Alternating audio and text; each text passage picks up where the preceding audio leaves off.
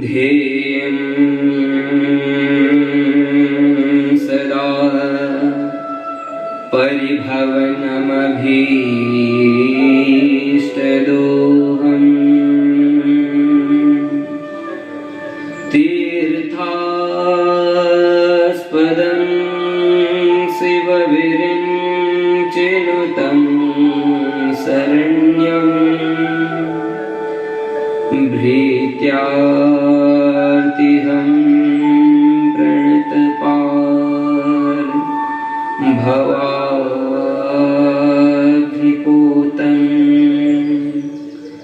वन्दे महापुरुषते चरणारविन्दम्।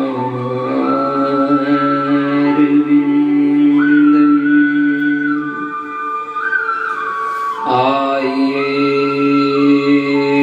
श्रीराज विराजिए, कथा करूं मति अनुसार, प्रेम सहित गद्दी धरूं, पधारिए मेरे नंद कुमार। प्रेम सहित गद्दी धरूं, पधारिए ओ मेरे नंद कुमार। बोलिए श्री कृष्ण कन्हैया लाल की, सद्गुरुदेव भगवान की। परम मंगलमय अकारण करुणा वर्णालय भक्तवांछा कल्पतरु तणिद्युतित विनंदित पीतांबरधारी बालकृष्ण लाल के उन पावन चरणों में कोटानुकोट करबद्ध प्रेम प्रणाम करते हुए उपस्थित मातृशक्ति पितृशक्ति सत्संग की मस्ती में गोता लगाने के लिए आए हुए हस्ती सभी के चरणों में इस दास का करबद्ध प्रेम प्रणाम स्वीकार कीजिए। प्रणाम। श्रीमद् भागवत महापुराण की यह अविरल धारा बह रही है।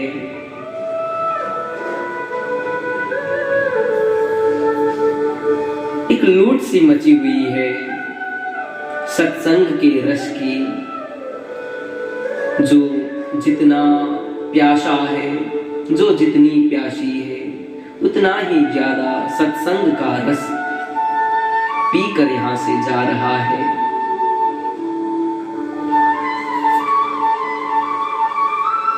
कुछ दिनों के गैप के बाद फिर से हम यहाँ उपस्थित हुए हैं।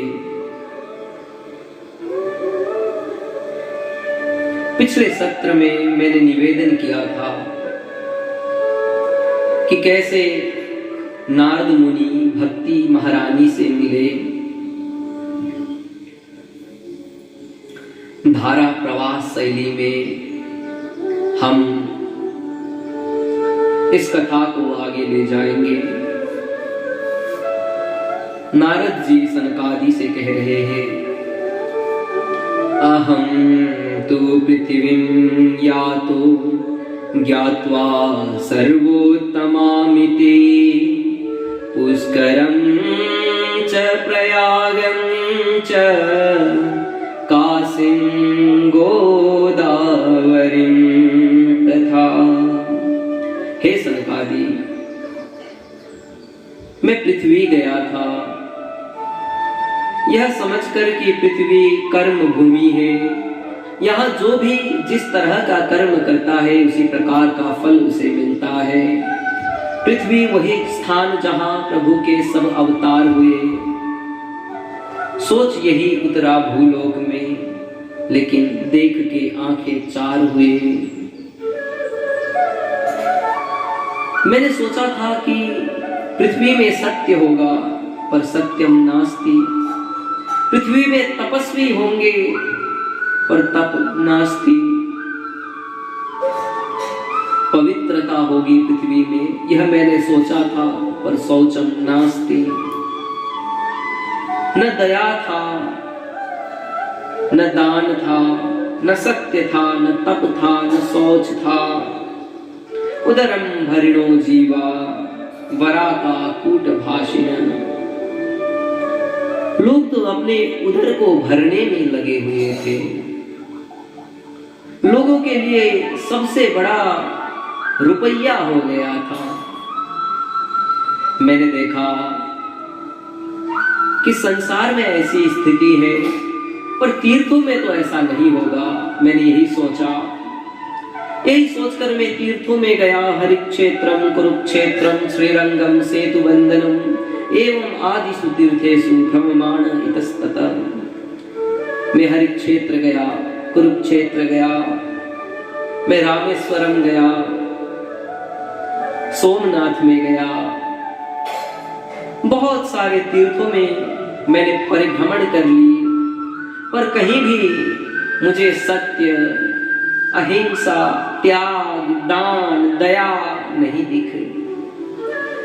जब मुझे कहीं पर भी सत्य नहीं दिखा, दया नहीं दिखा, तो मैं निराश हो गया।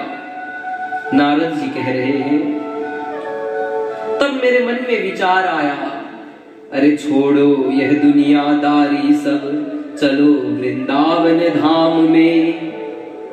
राधे राधे गाऊं पूरे दिन, परिक्रमा करूं शाम में। ये सारी दुनियादारी को अब मैं छोड़ देता हूं। अगर पृथ्वी में आ ही गया हूं, तो पृथ्वी के सर्वोत्तम स्थान जो पृथ्वी में तो है, पर ब्रह्मा जी की सृष्टि का नहीं। स्वयं वृंदावनाधीश्वरी राधा रानी की इच्छा से, उस दिव्य गोलोक धाम से श्री राधा रानी की खुशी के लिए, श्री राधा रानी को इस धरा में संग में लाने के लिए प्रभु ने निर्माण किया हुआ यह दिव्य वृंदावन धाम है। नारद जी के मन में विचार आया कि मैं वृंदावन जाऊं, क्योंकि बाकी संसार में तो कहीं सत्य नहीं है। आंसू पोछे नहीं किसी के, भला किसी का नहीं किया है।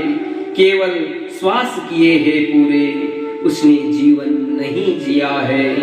सिर्फ देवता थे शिव शंकर, महादेव इसलिए बने हैं। लोक धर्म की जय हो जग में, अमृत बाटा जहर पिया है। लोक धर्म की जय हो जग में, अमृत बाटा जहर पिया है। महादेव भी एक देवता ही थे, पर वह देव से महादेव इसलिए बने क्योंकि उन्होंने संसार के कल्याण के लिए, बाकियों के कल्याण के लिए जहर पिया। ऐसा त्याग, ऐसा सत्य, इसी तरह के सत्य और त्याग की आशा नारद जी को थी, पर उस आशा के विपरीत संसार में बहुत पाप बढ़ गया है, बहुत दुराचार बढ़ गया है। इन सब से विरक्त होकर प्रभु की नगरी, मेरे बांके बिहारी लाल की नगरी, मेरी राधा रानी की नगरी श्रीधाम वृंदावन में आए। एवं पश्यन् कलेर्दोषान् पर्यटन् नवनीमहं, यामुनं तटमापन्नो यत्र लीला हरेरभूत्। यमुना के किनार में उनको एक अजीब सा दृश्य दिखा, आश्चर्यजनक एक दृश्य देखा। एक नवयुवती आंखों में अश्रु की धारा बहा रही थी। वह नारियों के झुंड से घिरी हुई थी और दो वृद्ध जिनके बाल पके हुए थे, दाढ़ी पकी हुई थी, सफेद बाल, सफेद दाढ़ी, वह वृद्ध और जीर्ण पड़े हुए थे और मूर्छित थे। ऐसा दृश्य श्री नारद जी ने देखा।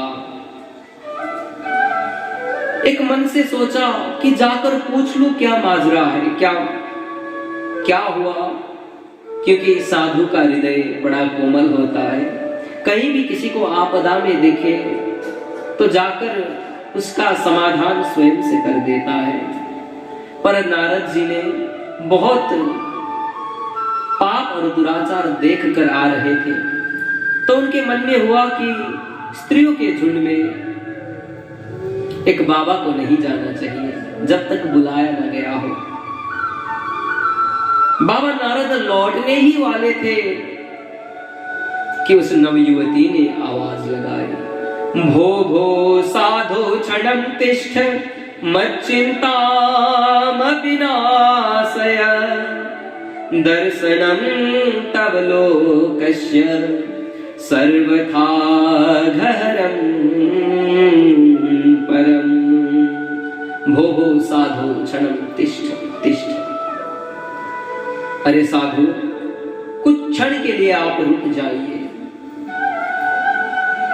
आप तो साधु हैं, और साधु का अर्थ ही यही है कि परम कार्यम साधनोति यस साधु, जो दूसरों के उपकार के लिए जीता हो, जिसके कारण से दूसरों का उपकार होता हो, दूसरों की समस्या का समाधान होता हो, वही साधु है।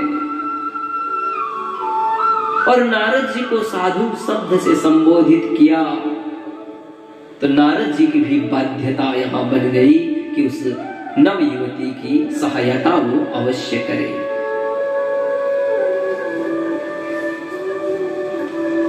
पर ऐसे ही सहायता नहीं कर सकते थे, तो उन्होंने पहले तो उस नवयुवती से परिचय मांगा। काशी त्वां का विमोचेमा नार्य का पद्मलोचना वद देवी सविस्तारं स्वस्य दुःखस्य कारणम्। हे देवी, आप कौन हो, कहां से आए हो, और ये जो स्त्रियां है जो आपको घेर कर बैठी हुई है, ये कौन है? ये वृद्ध जीर्ण पड़े हुए कौन है?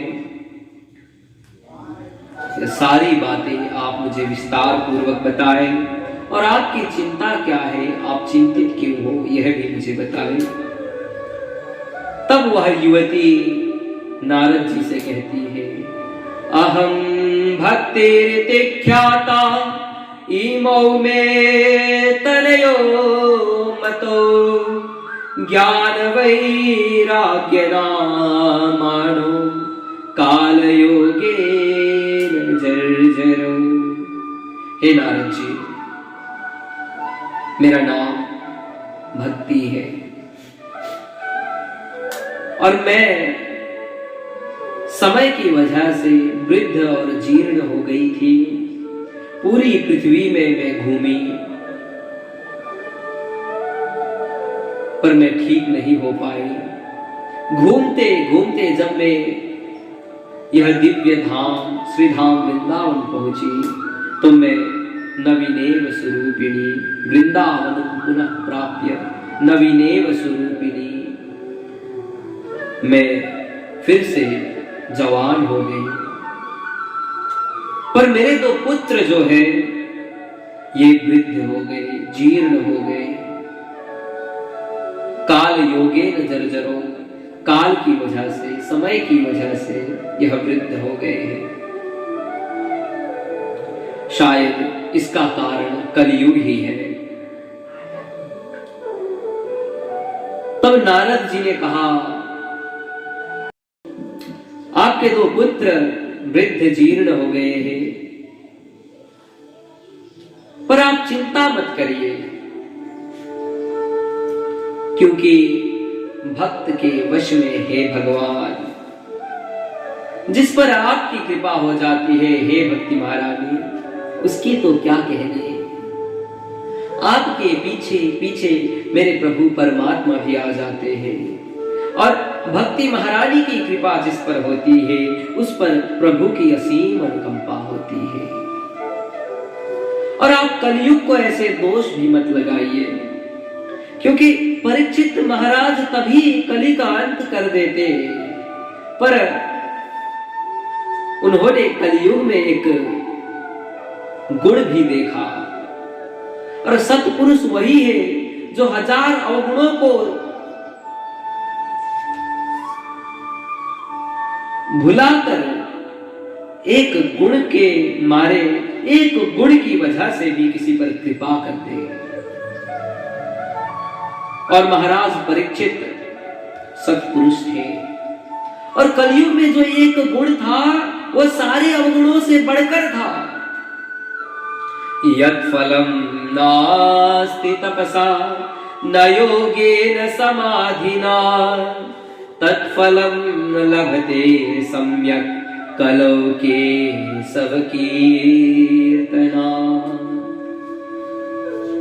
जो फल तप से नहीं मिल सकता, जो फल अष्टांग योग से नहीं मिल सकता, श्रम दम आदि से नहीं मिल सकता, वह फल परमात्मा के चरण की शरणागति और परमात्मा के नाम के उच्चारण मात्र से कलयुग में मिलता है।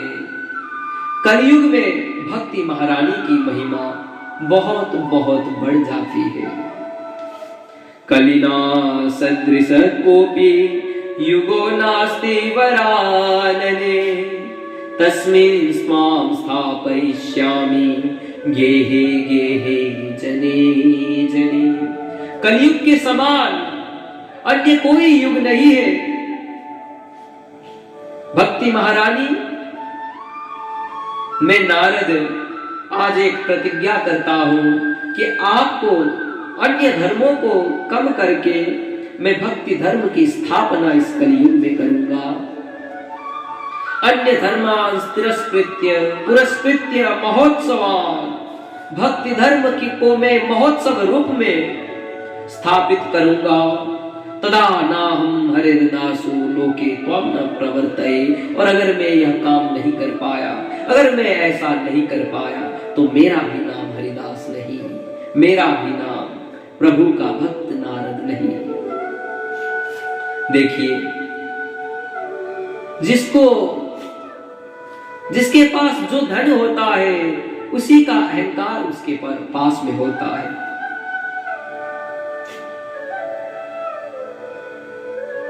किसी के पास अच्छी मूंछ हो तो वह बातों बातों में कह देता है कि अगर मैं ऐसा काम नहीं कर पाया तो मेरी मूंछ मुंडवा देना। अगर किसी के पास अच्छे बाल हो तो वह अपने बाल की ही दुहाई देता है कि अगर मैं ये काम नहीं कर पाया तो मेरे बाल मुंडवा देना। नारद जी के पास हरिनाम का धन था, नारद जी के पास भक्त होने का अहंकार था, अहम था, जो होना भी चाहिए। तो नारद जी ने कह दिया कि अगर मैं यह काम नहीं कर पाया, अगर मैं भक्ति ज्ञान और वैराग्य को पुष्ट नहीं कर पाया, ज्ञान और वैराग्य को मैं जगा नहीं पाया, उनको फिर से युवा अवस्था में नहीं ला पाया, तो मेरा भी नाम बदल देना, मैं भी हरिभक्त नारद नहीं। क्योंकि कलयुग में भक्ति की महत्व ही ऐसी है कि भक्ति की पुष्टि तो होनी ही होनी है। न तपो वीर्ण वेदैश्च न ज्ञाने नापि कर्मणा हरिर्हि साध्यते भक्त्या प्रमाणम तत्र गोपिका। जिस पर भक्ति महारानी की कृपा हो जाती है, जिस पर भक्ति महारानी की कृपा दृष्टि पड़ जाती है, उस पर प्रभु केवल कृपा नहीं करते, उस पर प्रभु केवल प्रसन्न नहीं होते, अपितु उसके अधीन हो जाते हैं। और इस बात का प्रमाण अगर चाहिए तो गोपियों के प्रेम को, गोपियों की भक्ति को, गोपियों के ऊपर भक्ति महारानी की हुई कृपा को देखकर देखिए, उनके बारे में सुनकर तो देखिए। शेष महेश गणेश सुरेश दिनेश जाहि निरंतर ध्यावे, जाहि अनादि अखंड अछेद अभेद सुभेद बतावे। नारद से सुख व्यास रटे पचिहारे तऊ पुनि पार न पावे, ताही अहीर ही छोहरिया छछिया भर छाछते। नाच बचावे। वो जो अखंड कोटि ब्रह्मांड नायक है, जिसके इशारे पर अखंड कोटि ब्रह्मांड बनते और मिट जाते हैं, ऐसे पूर्ण ब्रह्म परमात्मा गोकुल में गोपियों के प्रेम के वशीभूत होकर, गोपियों की भक्ति के वशीभूत होकर 2 दिन पुरानी छाछ के लिए नृत्य करके दिखा रहे हैं। गोपियां प्रभु को नृत्य करने को कहती है और प्रभु मेरे प्रेम के वशीभूत, भक्ति के वशीभूत नृत्य करके दिखा रहे हैं। गोपियों को बार बार प्रभु के घर नहीं जाना पड़ता, जैसे भक्तों को बार बार मंदिर जाना पड़ता है। नहीं, प्रभु स्वयं गोपियों के घर में जाते हैं और ढूंढ ढूंढ कर छुपाए हुए माखन भी खाते हैं। इसीलिए हरिर्हि साध्यते भक्त्या प्रमाणं तत्र गोपिका। तो भक्ति महारानी की ऐसे गुणगान गाने के पश्चात नारद जी अब उद्यम करने लगते हैं। वह देव ऋषि, वह हरि भक्त नारायण हरदम गाता है, ज्ञान और वैराग्य को वह अब वेद ऋचाए सुनाता है।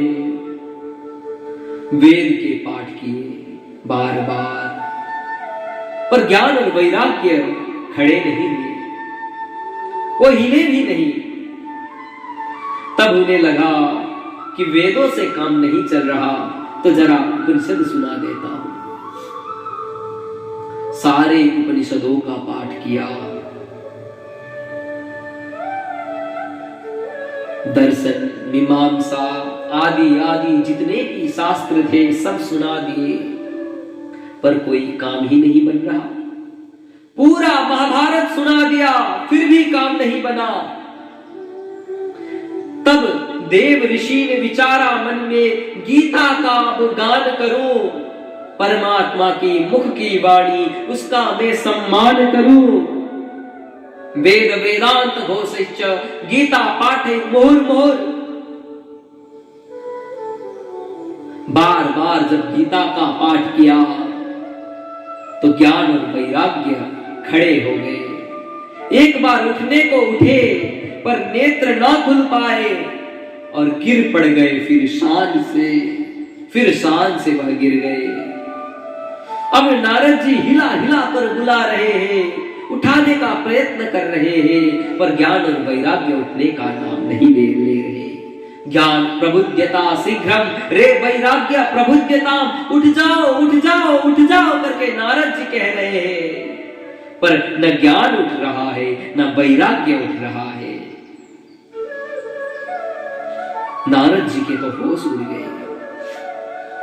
बड़े चिंतित नारद जी बने हुए, चिंतित और क्षुब्ध नारद जी। तभी परमात्मा की कृपा हुई और आकाशवाणी हुई। व्योमवाणी तदैवाभून्मारिषे खिद्यतामिते उद्यम सफलस्तेयं भविष्यति न संशय। आकाशवाणी हुई, नारद जी से कहा कि तुम उद्यम करो, सत्कर्म करो।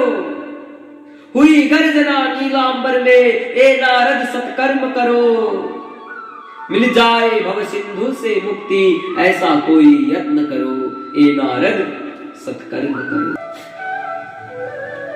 बाबा नारद अचंभित हो गए, क्योंकि जो मैं वेद का पाठ बार बार करके सुना रहा हूं, जो उपनिषदों का ज्ञान मैं बार बार दे रहा हूं, बार बार जो मैंने गीता का पाठ किया, क्या यह सत्कर्म नहीं है? वेद उपनिषद की वाणी सुनाई, गीता आदि का ज्ञान दिया, क्या सत्कर्म नहीं थे यह सब? बोल आकाश में ध्यान दिया। तब आकाशवाणी ने कहा, बोल पड़ी आकाशवाणी, तब संत तुम्हें बतलाएंगे, कली काल में सर्वोत्तम वह मार्ग तुम्हें दिखलाएंगे, संत तुम्हें बतलाएंगे।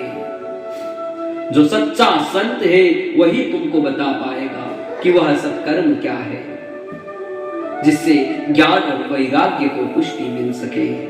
और जो तुमने किया वह सत्कर्म तो है, पर मोक्ष गति को प्राप्त नहीं करा सकता।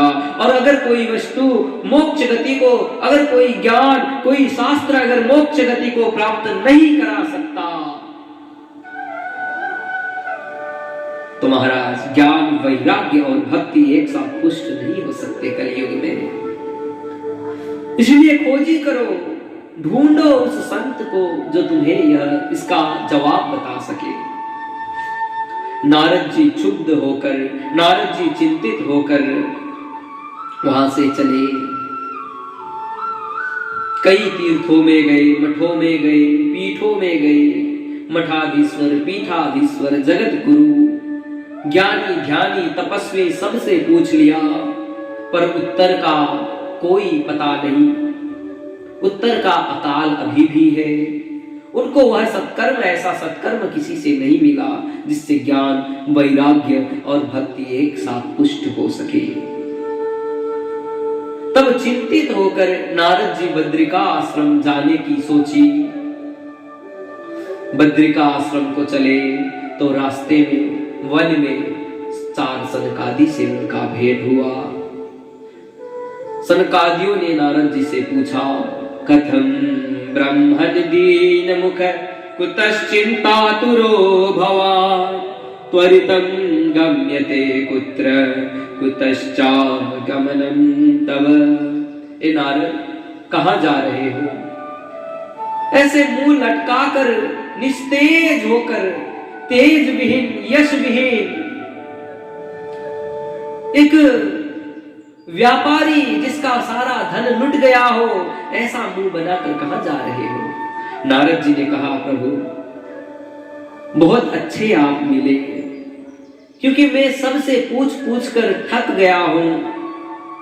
मुझे वह सत्कर्म नहीं मिल रहा जिससे ज्ञान, वैराग्य और भक्ति एक साथ पुष्ट हो सके, जिससे ज्ञान और वैराग्य जो वृद्ध और जीर्ण पड़े हुए हैं उनको फिर से नौजवान, युवा अवस्था को प्राप्त करा सकूं।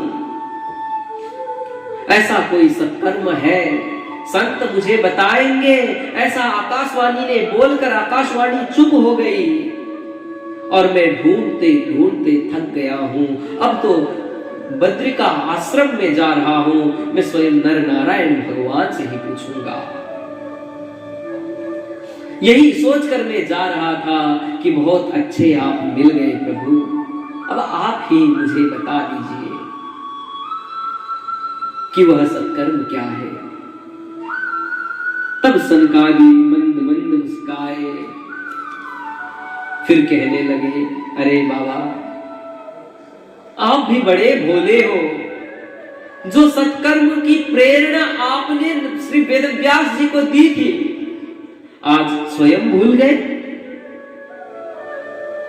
ये नारद हो तेरी प्रतिज्ञा पूरी श्रीमद् भागवत से, वांग्मय प्रतिमा माधव की कलयुग में यही शाश्वत है।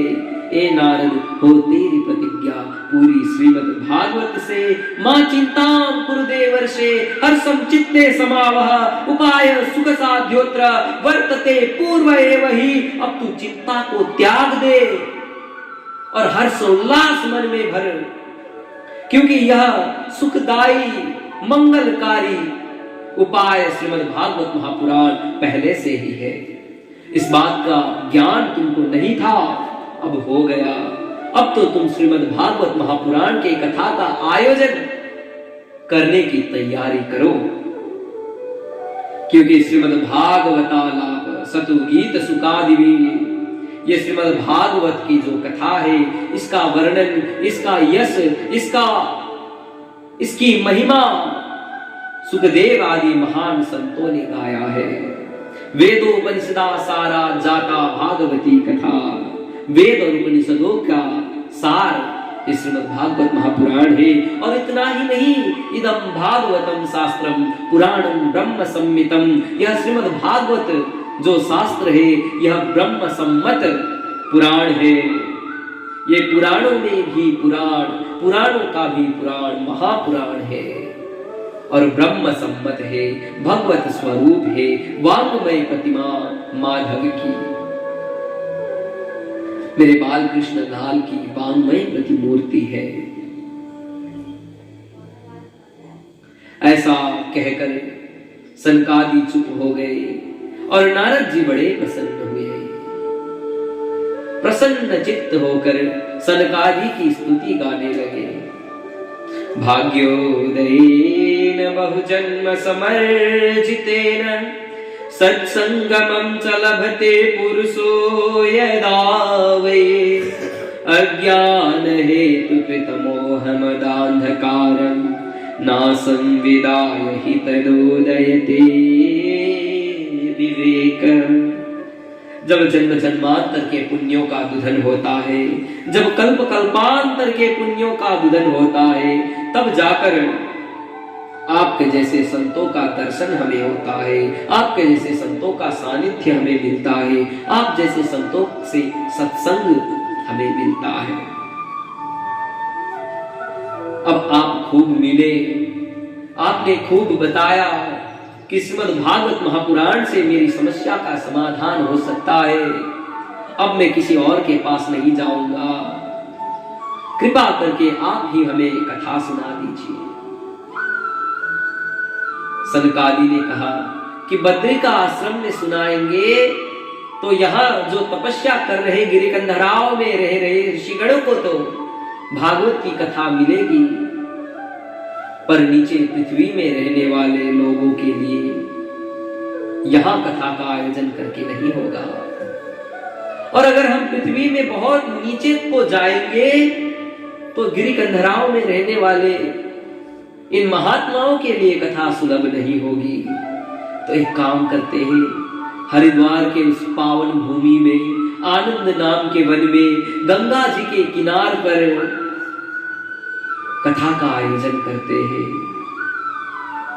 अगर वहां पर कथा करेंगे तो ना पंडाल बनाने की चिंता है, ना गलीचा बिछाने की चिंता है।